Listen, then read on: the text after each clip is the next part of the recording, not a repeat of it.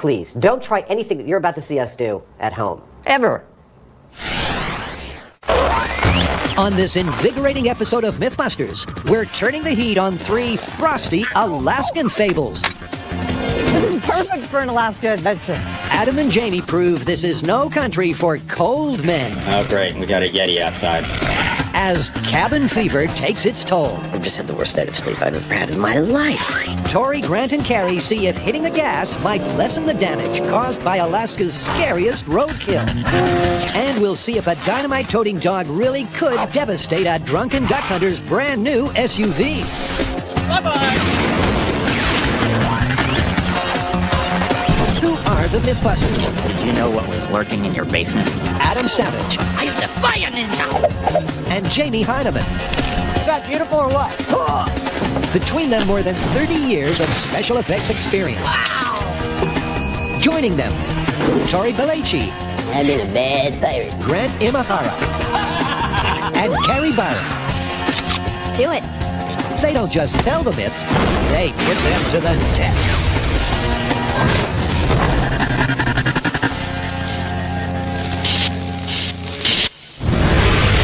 That is an iceberg. It's really cold here, but it's also really beautiful. This place has a mythology all its own. So we've got a full hour of Alaska myths. Tourism types up here market the 49th state as the land of intensity. It's twice the size of Texas, so we figure it's big and intense enough to handle some high-impact myth-busting. Like most of our favorite myths, this one involves some drunken friends and explosives. You got a group of drunken friends, one of whom's just bought a brand new SUV, and they all decide that they want to go duck hunting with their dog. Except there's nothing around them but a frozen lake, and no duck is going to land on a frozen lake, so they need to make a hole. One of them offers up a stick of dynamite with a 20-second fuse to make a big hole, and throws that stick of dynamite as hard as he can. I can see what's coming. The dog, following its natural impulses, chases after that stick of dynamite, catches it, starts burying it back to the guy under the brand new SUV. Uh-oh. The dog, the dynamite, and the SUV go boom! The SUV goes down to the bottom of the lake, and the guy who owned it is still making payments.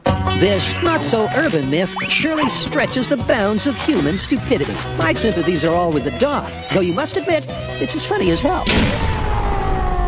But maybe it's too funny to be true. As Jamie and Adam set off to find their frozen lake, it's worth noting that this folktale is almost as old as dynamite itself.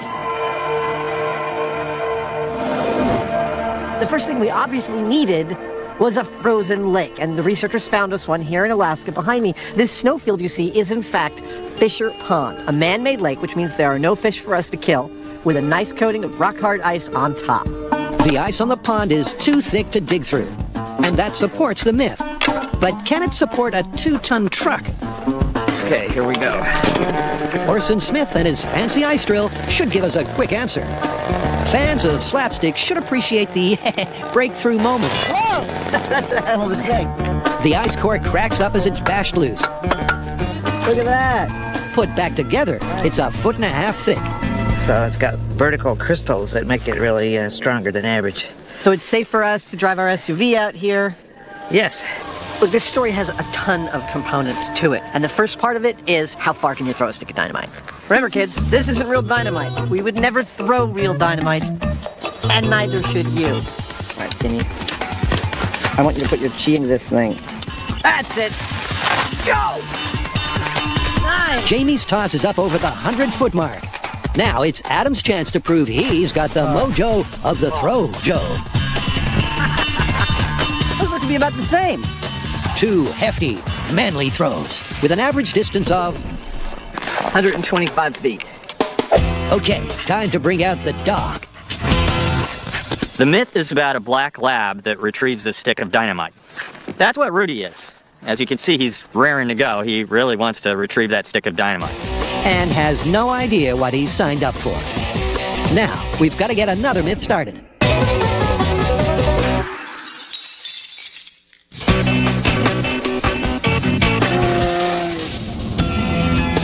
Okay, so we're in Alaska in the snow.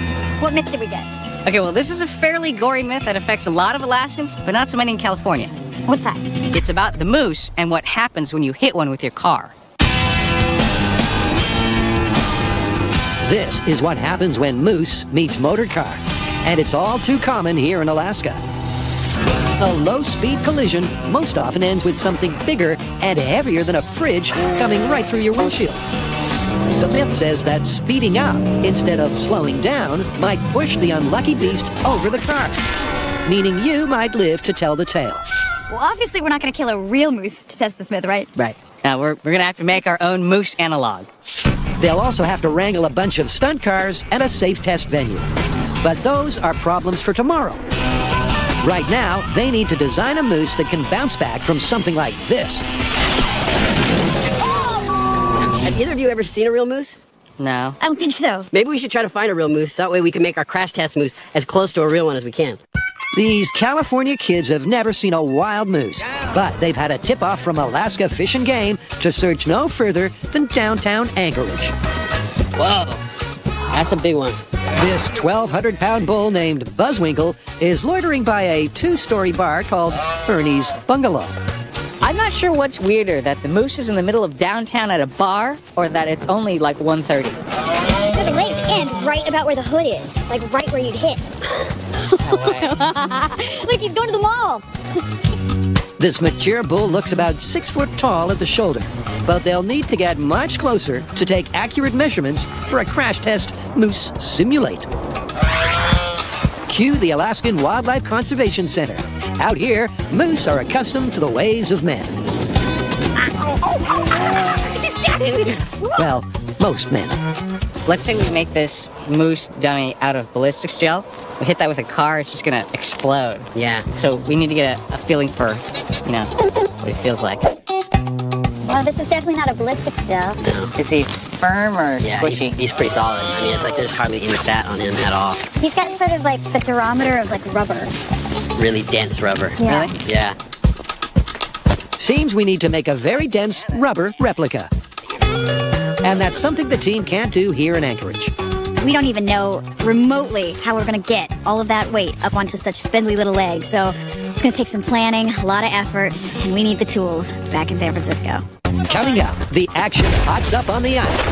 Holy criminy! And Adam and Jamie go undercover to test their sanity. This is perfect for an Alaska adventure.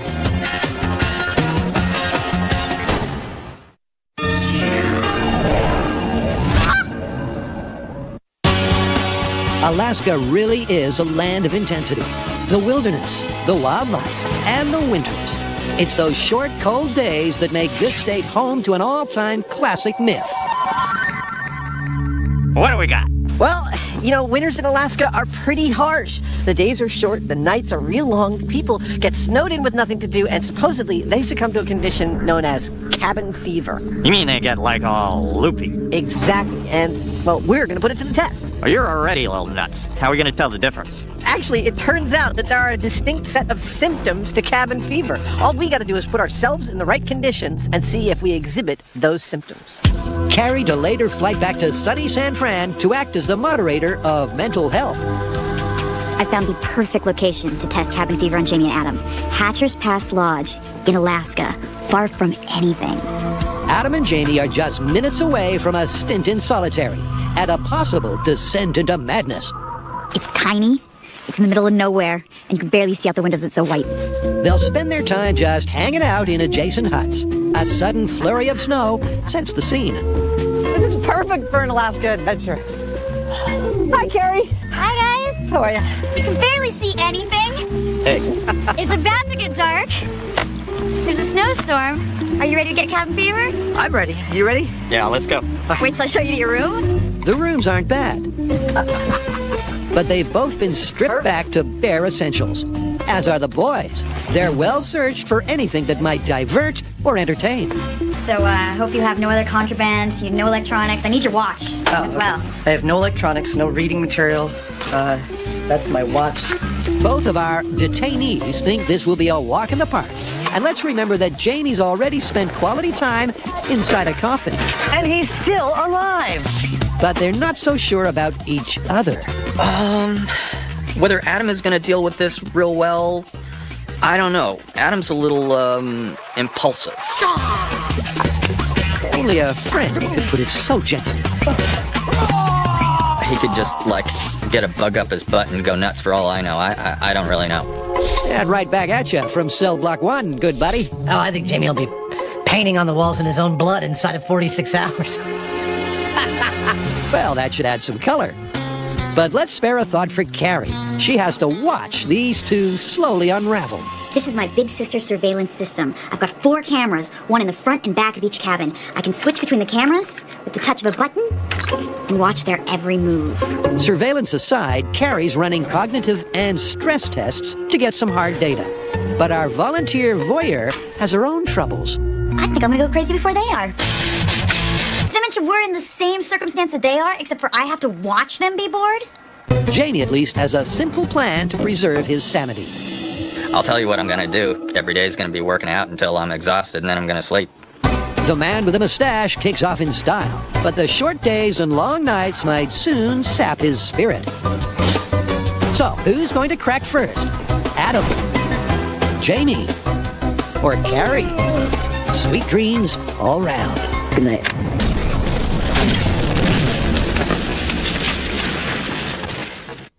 Carrie, Tori, and Grant are testing a myth that says speeding up your car might prevent this potential Alaskan roadkill from killing you.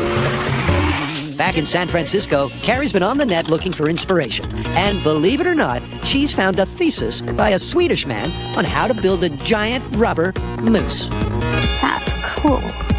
With his permission, they modify the multi-slice design and source a small mountain of rubber. Cool! Those are the jet cutters right there. With an Omax water jet cutter, H2O Precision can carve our moose slices in next to no time. Tori's already had the details of our design punched into H2O's computer.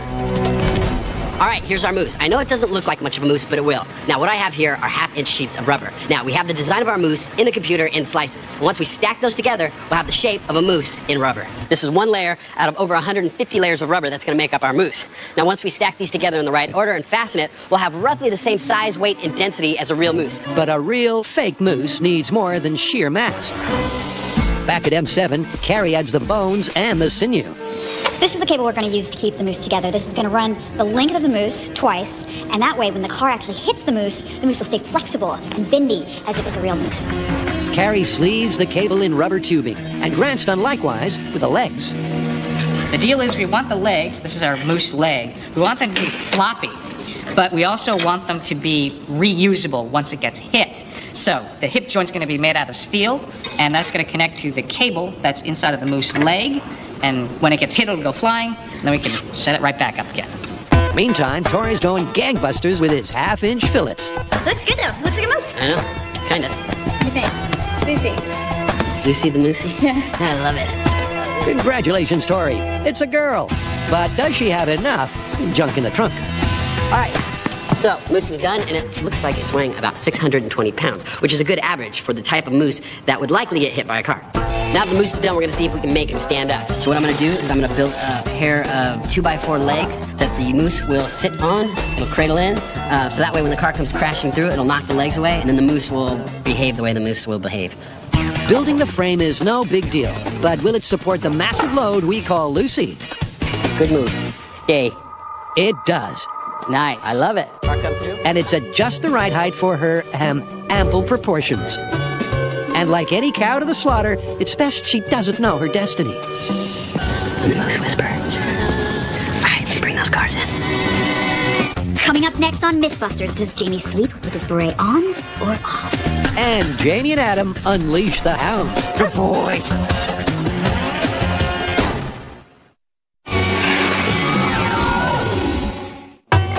Adam and Jamie are freezing their facial hair on an icebound Alaskan lake. They're testing the myth that a committed canine could cause a hunting party to sink to a new low. And for test one, it's time to put the shaggy dog part of this story under the MythBusters microscope. So the myth states that the guys used a 20-second fuse on their stick of dynamite. Now the question is, can a dog, from a cold start, run to 125 feet, fetch a stick of dynamite, and come on back in under 20 seconds? And that's what we're about to answer with Rudy. Of course, for this test, they swapped the dynamite for a rubber ball. But you get the idea. We got our starting line. We got the target pylon over there. Let's just throw the ball a few times, and I'll time it I'll bet you can throw it where he gets it right about at that pile and it comes on back, and we'll just see how long that takes. It sounds simple, but remember that Rudy is not only skidding around on slippery ice, but it's 20 degrees below zero. Good boy. You'd think he'd get slower and slower, but each successive fetch and return reads the same on Adam's stopwatch, 16 seconds. So far, the idea that the dog could actually get the stick of dynamite and bring it back is looking really good. It's totally doable as far as the myth is concerned. This whole myth is falling nicely into place. Perhaps a little too nicely. Here comes the bit where we try blasting a hole through the ice. Thanks, guys. Sinking this car with one stick of dynamite. So far, the Alaska myth is looking pretty good. The dog did his job real well, but now it all comes down to this. If one stick of dynamite can't sink the car, it's busted. And now, back to the myth designed to separate Adam and Jamie from their fragile faculties. Day 2 dawns on our cabin fever test, though it should be noted that a midwinter Alaskan sunup kicks in around 10 a.m. Good morning. It is the morning of day 2. I've had a reasonably fitful night of sleep. I had some really weird dreams. I dream I'm in a plane and slowly crashing down on a street in San Francisco. And I'm way up at the cockpit, and I turn to everyone and I say, listen, I don't think this is a real plane crash, because I happen to notice that I'm not wearing any pants. And whenever I'm not wearing any pants, it's probably a dream.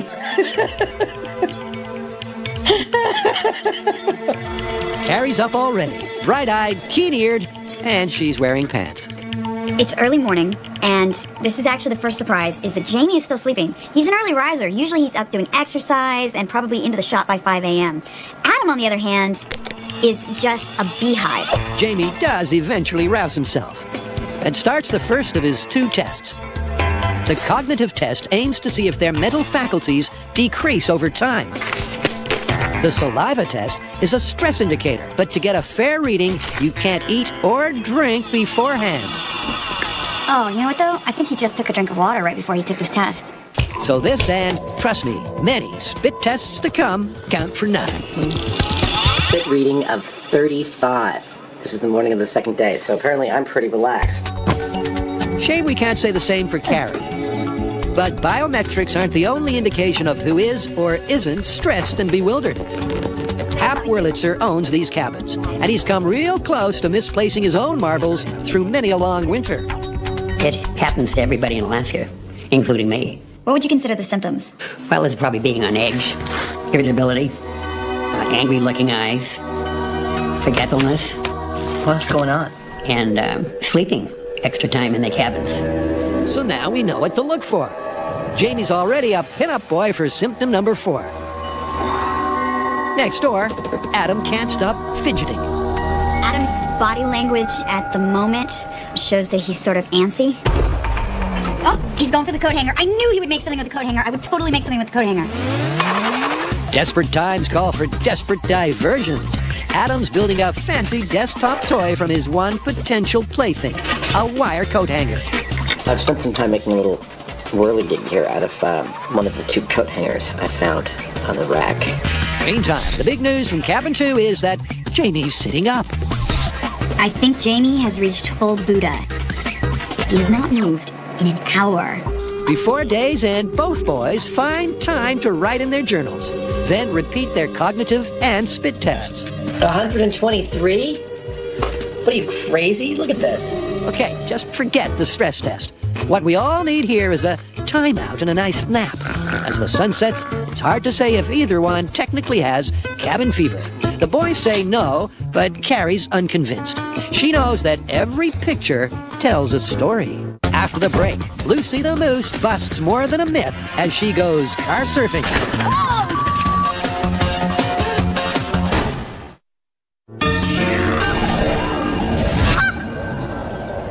Tori, Grant, and Carrie spent the past few days making something that, well, let's face it, we've all thought about but never got around to doing. Building a huge rubber moose called Lucy. Now they've arrived at a specialized test track for what should be a shattering debut. Okay, so this myth is really about hitting the moose, because obviously if you can stop in time, that's going to be the best choice. Right, this is the point of no return. You're gonna hit the moose. Now the question is it better to speed up or slow down? All right, what do you think? Like 45 miles an hour? It's a good average between highway and regular roads? that sounds good. Crashing cars is more or less what the folks at E-Tech Testing Services do for a living. And parent company Energy Absorption Systems make crash cushions, which could be useful if this moose mayhem runs off the rails. But that's highly unlikely. A guide bar fitted to one wheel keeps the car on track. And through a system of chains and pulleys, a truck tows it from a safe distance in the opposite direction. The reason why we came to E-Tech is because they are set up to test crashes. That's what they do. They have a towing system. It's a 2-to-1 ratio, so that their towing vehicle only has to go half as fast as the actual vehicle that's going to crash. Plus, they have a steering hub, and he's attaching that right now, so that way our car won't veer off course, and we hit the moose right where we want. But crash test cars still need crash test dummies. You know, I think this is the first time we've ever used Buster for what he was intended to be used for. It's a historic moment. With Buster buckled up, we're ready for test number 1. Moose meets machine at 45 per. Am I excited? You better believe I'm excited. We just made a giant rubber moose, and now we're gonna crash cars into it. It doesn't get much better than this. Here comes the car! That's 20 miles an hour. 40, 45.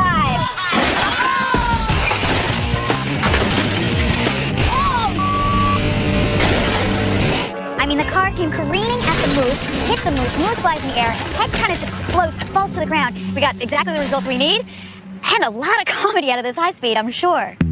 Will speeding up or slowing down reduce the carnage? And just how many cars can we afford to wreck in the cause of sensible driving? Coming up next on MythBusters, can we apply enough explosives to sink this SUV to the bottom of this frozen lake? What do you think?